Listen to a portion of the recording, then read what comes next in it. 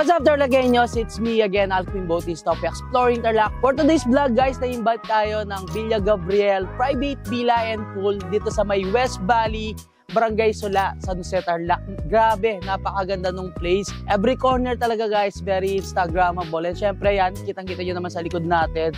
Ito yung kanilang villa at nasa harapan niya, ito kanyang swimming pool. So lalim ng swimming pool, guys, is 3 feet to 5 feet. And then, guys, no other side ng kanilang villa, napakaganda ng mural. So pwede kayong mag-picture. Very IG worthy at napaka-relaxing ng ambience. And isa sa nagustuhan ko, guys, dito sa may Villa Gabrielis ay napakaraming puno at halaman na talagang napaka-presko at napaka-relaxing. Syempre, nature-inspired itong bilang to.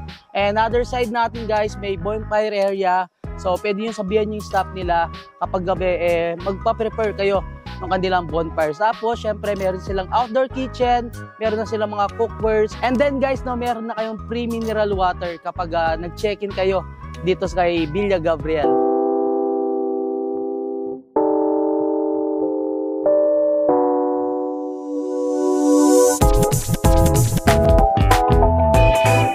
My fellow Tarlaqueños, iniimbitan ko po kayo na mag-stay at pumasyal dito sa Villa Gabriel Private Villa and Pool. Yes, iniimbitahan po namin kayong lahat. Please visit us. We would like to share our home with you.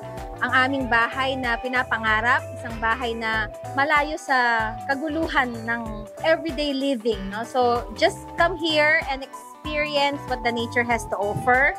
Simple lang, nakaka-relax, masarap ang hangin, tahimik. So again, Villa Gabriel Private Villa and Pool, huwag niyo po niyang kakalimutan. You may invite your friends over.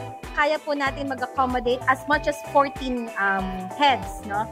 So please, Papa, like our page para po ma-update kayo sa lahat ng mga promos. Right now, we have ongoing promos, opening promos. Please like our page para makita nyo po. Napakasulit po ng pagpunta ninyo dito sa San Jose, Tarlac. Nandito tayo ngayon, guys, sa kanilang bonfire area. I think ito yung highlights din dito sa Villa Gabriel. Mostly, marami na rin tayong mga na-vlog na mga private villa. So, madalang lang yung mga villas na nag-offer ng may bonfire. So, magandang magkwentuhan dito habang may bonfire. Siyempre, pwede kayo magdala ng mga marshmallow nyo or hotdog. Ayan, pwede nyong lutuin dito sa kanilang bonfire. Itong Villa Gabriel Private Villa and Pool, guys, pwede niyang ma-accommodate is up to 10 to 14 packs. Pero meron din silang mga rates na good for 5 packs and then good for 10 packs. And yung additional, may additional rate din naman kayong babayaran. So, pwede kayong mag-PM sa kanilang Facebook page para sa mga updated rates nila.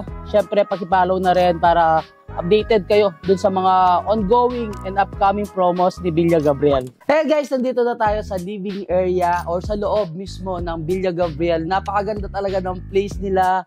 And kahit dito sa loob, talagang napaka-relaxing ng ambiance. Very cozy. Sa living area, guys, meron kayong makikitang dalawang single bed na merong pull-out bed sa ilalim. So, meron nang pwedeng mag-stay na 4 packs dito sa living area. Siyempre, meron silang malaking beanbag, ayan. And meron din silang available na mga sofa dito na kung saan pwede kayong mag-relax. Napakaganda nung ayos ng interior nila. Yung lights nila, guys, meron pin lights, color changing lights sa center light nila. Siyempre, meron silang 2 rooms dito. Yung kanilang master bedroom na queen size bed. So, pwede na rin naman kayong magpalagay ng isang extra mattress dito para may additional na 1 packs na mag-stay dito sa kanilang master bedroom. And may sarili siyang toilet and bath. And yung kanilang shower, guys, hot and cold na rin siya.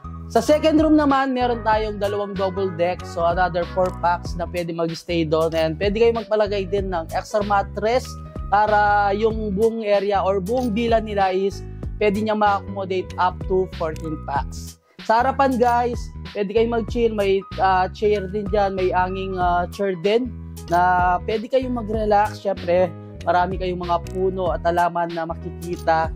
Yung view dito, guys, kapag nasa harapan ka or nasa view pool ka, guys, sobrang ganda dahil napapalibutan ng kabundukan itong Villa Gabriel. Kaya siguradong marerelax kayo at matatanggal yung stress nyo dito.